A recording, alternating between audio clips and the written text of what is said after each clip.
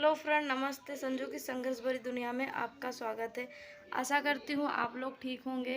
तो थंबनेल देख के आप लोग को पता चल गया होगा कि आज मैं कोई ब्लॉग लेकर नहीं आई हूँ, मैं किस टॉपिक पे बात करने आई हूँ ये तो आपको पता चल गया होगा। कुछ दिन से कमेंट्स आ रहे थे कि दीदी आपके हस्बैंड को क्या हुआ, तो हम सोचे चलो आज इस पर वीडियो ही बना देते क्योंकि कमेंट में नहीं समझा पाएंगे ना। और आज जो मेरे सब्सक्राइबर हैं उन्हें यही लगता है कि मेरे हस्बैंड नहीं है, बट ऐसा नहीं है। हस्बैंड नहीं, मेरे साथ बहुत बड़ा हादसा हुआ था और मेरी माँ और मेरे हस्बैंड दोनों लोग इस दुनिया से एक साथ में ही चले गए थे।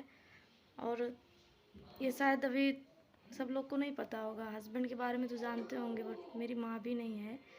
मेरी कहानी कुछ अलग है। तो मेरे हस्बैंड, मई 2022 की बात है, मई का महीना था, वो केरला में रहते थे, हम लोग भी वहीं रहते थे। करीब 14-15 महीने से हम साथ में ही रहते थे। वहाँ पे मेरे 2 बच्चे हैं और वहाँ से मैं, मेरे दोस्त की शादी थी, कुछ और काम था, बस मैं वहाँ से घर चली आई अपने मायके में यहाँ पे। तो 8 मई को मैं आके यहाँ पे पहुँची और उसके बाद में 26 मई को मेरे दोस्त की शादी थी। तो मैं वहाँ पे 27 को थी और मैं 26 को ही गई थी शाम को। फिर वहाँ पे गई, फिर वहाँ से मैं रिटर्न आई। और उतना डिटेल में नहीं बता सकते हैं क्योंकि सब कुछ वैसा हुआ था जैसे पता होता है कि क्या होने वाला था, बाद में ऐसा लगता है। कुछ मेरे साथ ऐसा ही 1-2 दिन पहले से ही हो रहा था। मैं शादी में केवल गई, पर वहाँ पे मैं कोई, मतलब शादी जाने का ही यही था, ये नहीं शादी मतलब कुछ देखो यहाँ आओ जाओ, शादी में क्या होता, ना तैयार हुई ना कुछ, ऐसा कुछ नहीं हुआ। पहले से ही 1 दिन पहले से ही पता नहीं क्या हो गया था मुझे। लेकिन ये सब चीज़ें तो बाद में समझ में आती है। तो 27 मई को, हाँ, मेरा प्लान भी नहीं था कि हम वहाँ से आए। अचानक से मेरे दिमाग में आता है कि नहीं, गर्मी बहुत है, बच्चे परेशान हो रहे हैं, हमें घर जाना चाहिए, बस मैं चली आती हूँ वहाँ से। मैं आके पहुँचती हूँ करीब 7-7:30 बजे शाम के टाइम पहुँचा, करीब अंधेरा हो जाता है। उसके बाद में मैं घर पे आके और तुरंत मैं छत पे चली जाती हूँ। गर्मी का मौसम था, मेरा फ़ोन है वो बजता रहता है। मेरे हस्बैंड, उनकी आदत थी वैसे भी, वो हमेशा फ़ोन किया करते थे, जब भी उनको टाइम मिलती थी तुरंत फ़ोन करते थे। तो माँ मेरी हैं जो मेरा फ़ोन लेकर छत पे गई, बोली कितना टाइम से फ़ोन बज रहा है, देखो फ़ोन कर रहे हैं। तो फिर हम मतलब फ़ोन रिसीव करते हैं, बातें करते हैं। फिर मैं थोड़ा कुछ टेंशन में थी उस टाइम, तो उन्हें पता भी चल गया क्या हुआ है बताओ। तो हम नहीं बता रहे, बार बार वो चीज़ें उस दिन पूछ रहे थे, नहीं बताइए क्या बात है, बताओ क्या हुआ है तुम्हें। बोले नहीं, फिर बोले मम्मी को दो फ़ोन। और हम मम्मी से पूछते हैं तुम नहीं बता रहे हो, तो फिर हम मम्मी को भी फ़ोन दे दिए और मेरी मम्मी से भी बात की। और जो बातें की हैं ना, क्या उस चीज़ को दोहराएं, ऐसा लग रहा था भगवान जी सब कुछ कहलवा रहे हैं और आगे वही हुआ। तो बात करके उनसे रखे, फिर मुझसे बात किए। फिर वो कहीं जहाँ परमानेंट रहते थे वहाँ नहीं, उनका साइड आ गया था कहीं, वहाँ से 4 से 5 घंटे की दूरी, केरला में एक वायनाड ज़िला पड़ता है, तो वहाँ पे चले गए थे। तो और मुझसे 2 दिन पहले बताए भी थे और उस दिन वो जाने वाले भी थे। तो क्या हो बेटा, ये देख सकते हो बच्चा मेरा आ गया, छोटा वाला बेटा कुणाल। हेलो बोलो, बोलो hello, bye bye, bye bye, bye bye. और वो वहाँ पे गए, बताए भी कि हम आए हैं। तो मैं पूछी कि आप गए नहीं रूम पे अभी वहाँ पे, तो बोले अभी काम आज ख़त्म हो जाएगा, सुबह निकलेंगे। तो यही सब बातें हुई और कुछ उस दिन बातें ही स्पेशल हुई थी, कुछ अलग हुआ था। बट मुझे ये नहीं पता था कि ये मेरा आखिरी है, आखिरी बार उनकी आवाज़ सुन रहे, इसके बाद नहीं सुनने को मिलेगा, ऐसा नहीं लगा था मुझे। लेकिन क्या कर सकते हैं, जो नसीब में लिखा होता है वो तो होके ही रहता है। फिर वहाँ पे वो फ़ोन रख दिए, फिर बोले फ़ोन करेंगे, फ़ोन उठाना, बोला। फिर मैं सो गई, बहुत गहरी नींद में सो गई। रात को करीब 1, 12:30-1 के बीच में फ़ोन आता है, वो भी दूसरे नंबर से, मेरे हस्बैंड का पर्सनल नंबर नहीं था, वो नंबर मेरा था। उन्होंने मेरे लिए एक फ़ोन ख़रीदा था, उसी में सिम लगा दिए थे। और वो फ़ोन करीब 30 तारीख को मुझे भिजवाते, एक लोग वहाँ से आने वाले थे। तो मैं 2 बजे उठी बच्चे के लिए दूध बनाने के लिए, तो बॉटल में दूध भरी थी, मैं फ़ोन देखी क्योंकि मेरी आदत थी, उनकी भी आदत थी, रात में भी कभी भी फ़ोन कर देते, तो मैं फ़ोन जब भी आँख खुलता तो मैं फ़ोन तुरंत देखती थी, मिस कॉल है कि नहीं है। उस दिन भी कुछ ऐसे ही देखी और था मिस कॉल, 3 मिस कॉल था। तो मुझे लगा अब 2 बजे देखी और 12:30-1 के फ़ोन था, लगा सो गए होंगे, रहने दो सुबह बात करते हैं।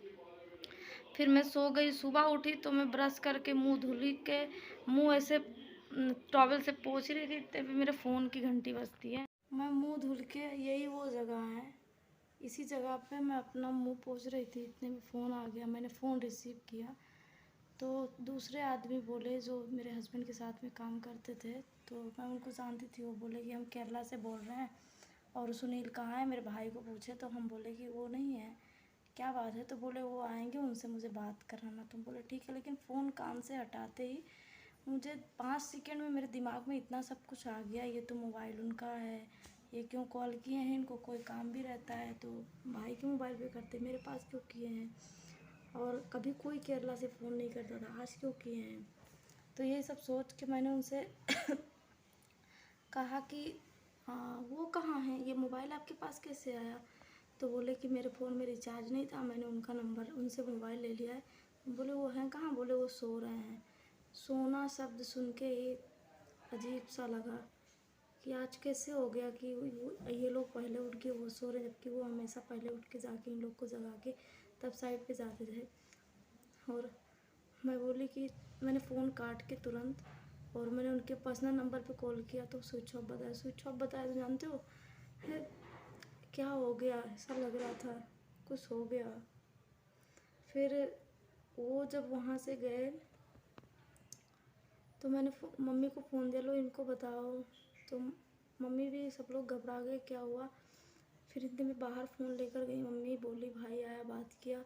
मैं बाहर दौड़ी दौड़ी गई वहाँ पे तो देखी पापा रो रहे थे। इतने पे मैं मुझे देख के अपना चेहरा छिपा लिए, समझ गई कुछ हो गया। मैं गिरी तुरंत वहीं, और क्या हुआ कैसे हुआ सब लोग कुछ नहीं बता रहे थे। यही बोल रहे थे हाँ उनका छोटा मोटा चोट लगा, एक्सीडेंट हो गया। फिर उन्होंने भी बात किया फ़ोन पे, बोले घबराने की बात नहीं, उनका एक्सीडेंट हो गया है। हम बोले कहाँ है, मुझे वीडियो कॉल में दिखाओ। तो बोले कि नहीं आईसीयू में है। हम बोले हॉस्पिटल तो दिखाओ हमको, क्योंकि मेरा मन है जो ना, जब उनका फ़ोन स्विच ऑफ बताया तभी पता नहीं कैसा मेरा दिल है जो बोला वो इस दुनिया में नहीं है। किसी के कहने से पहले मुझे ऐसी आवाज़ मुझे खुद से हुआ, मालूम नहीं क्यों हुआ। इतने पे ये हुआ, फिर इतने पे सब लोग आ गए, मेरे दोस्त सब नात रिश्तेदार, तो पता चल ही जाता है क्या होता है। मुझे ये नहीं पता था, अभी तो इतना ही हुआ था, अभी आगे क्या होने वाला है। फिर 28 को पूरा दिन बीता, पूरा रात बीता, रात भर ऐसे बैठे रहे, माँ मेरे साथ में थी। वो सब बातें बहुत याद आती है, बट क्या करें वो सब। 29 को दिन में 2 बजे 1 बजे 1:30 या 2 बजे के करीब यही वो जगह है, यही जगह पे गिरी थी मम्मी, यही जगह पे यहीं पे बैठे थे। और इतने में रिश्तेदार लोग का आना जाना रहता था, एक लोग और आई थी, उन्हीं को पकड़ के रो रही थी। इतने पे रोते रोते ही मम्मी के मुंह से ये ज़बान निकला, लोग सिंदूर वगैरह जो होता है सुहाग देने की, बोल रही थी मंगवा लो बाज़ार से, अभी बॉडी उनकी पहुंच जाएगी तो उसमें भूल जाओगे ये वो। बस यही कह के रोई। मेरी बिटिया के आगे हम दोनों में से एक को बुला लेते भगवान, अभी उसकी उम्र क्या है, उसके 2 बच्चे हैं, क्या होगा। इतना कहते ऐसे गिरी, तुरंत ही वो जगह है गिरी मम्मी मेरी। और लोगों को लगा ब्लड प्रेशर लो हो गया, बेहोश हो गई, ऐसा वैसा। लेकिन कुछ टाइम बाद मैं ही उठ के आई, उधर से बैठी थी मैं यहाँ इस जगह पे, मैं यहाँ आई। फिर मम्मी को मैं जैसे मेरे मुंह से किसी कोई कहलवा रहा है, मैंने ऐसे ऐसे किया, मम्मी मम्मी आप भी चले जाओगे हमको छोड़ के, विराट के पापा जैसा आप भी चले जाओगे, ऐसे मैं बोल रही हूँ। इतने बोले डॉक्टर को ले जाओ, लोग डॉक्टर के पास लेकर गए। उधर से सब चिल्लाते हुए आई, माँ ख़त्म। उस वो मंज़र, वो टाइम अभी भी सोचती हूँ तो समझ सकते हो कैसा लगता है। और ऐसा लगा मुझे भी कुछ अभी हो जाएगा, लेकिन पता नहीं कहाँ से किसी ने मेरे बच्चों को मेरे सामने ला के रख खड़ा किया उस टाइम पे। बोले ये देखो तुम्हारी माँ गई, तुम तो बड़ी हो, संभल सकती हो, ये तुम्हारे बच्चों का क्या होगा। फिर मैंने अपने आप को इतना मजबूत उस टाइम पे बना लिया, आंसू मैंने पोंछ लिए इसी जगह पे, और माँ का क्रियाक्रम हो गया सब कुछ, मेरे आंसू नहीं निकले, उसी टाइम से बंद हो गए। को बहुत पत्थर बना लिया, बहुत बना लिया। फिर माँ का क्रियाक्रम हुआ और हस्बैंड की बॉडी भी घर नहीं पहुँची थी, उस रात में पहुँची। फिर हम ससुराल भी गए और वहाँ पे मेरे हस्बैंड का 30 तारीख को लोग रात में नहीं रखे। फिर पूरा रात बीता, फिर पूरा दिन बीता। फिर दिन में करीब 2 बजे लगभग उनकी भी मृत्यु हुई 30 तारीख को, 30 मई को। वहाँ से देव करके आई। फिर अपने आप को समझे, क्योंकि कोई नहीं था जो मुझे समझाए बताए। उस टाइम पे भी ऐसा अकेला भगवान ने कर दिया कि लड़की के लिए माँ होती है, उसका पति होती। मेरी कोई बहन भी नहीं थी, कोई नहीं था। खुद से ही हिम्मत आई कि बच्चों को मुझे पालना है, बच्चों के लिए मैं उनकी माँ बाप हूँ। और वही सब सोच के आज मैं इतनी हिम्मत की हूँ, शायद आप लोग से बातें कर पाई हूँ। और मैं अपने बच्चों के लिए कुछ करना चाहती हूँ, तो प्लीज़ आप लोग मेरा सपोर्ट कीजिए। आप लोग के बिना सपोर्ट के कुछ भी नहीं होगा, ताकि मेरे बच्चे भी दुनिया में जी जाएँ। क्योंकि हस्बैंड नहीं होते हैं ये बात अलग होती है, बहुतों के साथ होता है, मैं नहीं कहती मेरे साथ, बट मेरे साथ जो हुआ है भगवान किसी के साथ ना करें। कि एक कमी नहीं है, माँ नहीं है, वो नहीं, ऊपर से इतनी बड़ी जिम्मेदारी, कोई सपोर्ट करने वाला नहीं है। खुद से अपने बच्चों को पाल रही हूँ, खुद से सब कुछ हो रहा है।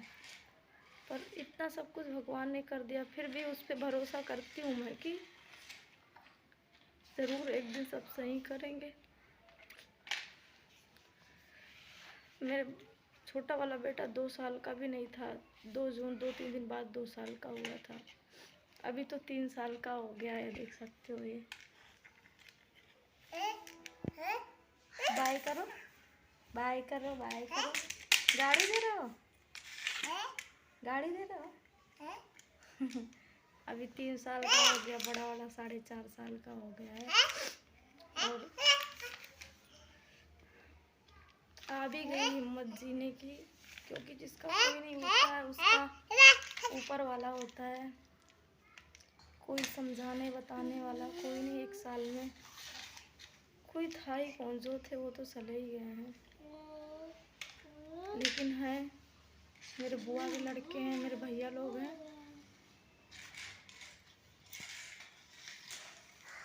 मेरे बुआ के लड़के, मेरे भैया लोग हैं, वो लोग मेरी हिम्मत है। आज उन्हीं की वजह से मैं यहाँ हूँ और मैं यूट्यूब पे भी काम कर रही हूँ। तो इसमें भी सब कुछ जो मेरे साथ हुआ इतने दिन में, मैं सब उन्हीं का हाथ है। और उम्मीद है, भरोसा बहुत है, वो लोग मुझे लाइफ में कभी नहीं छोड़ेंगे।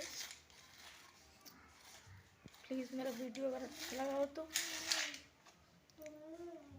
लाइक शेयर सब्सक्राइब कीजिएगा, ज़्यादा से ज़्यादा शेयर कीजिएगा और कमेंट कीजिएगा, ताकि मेरा हौसला और हिम्मत बढ़े। फिर मिलते हैं अगले ब्लॉग में।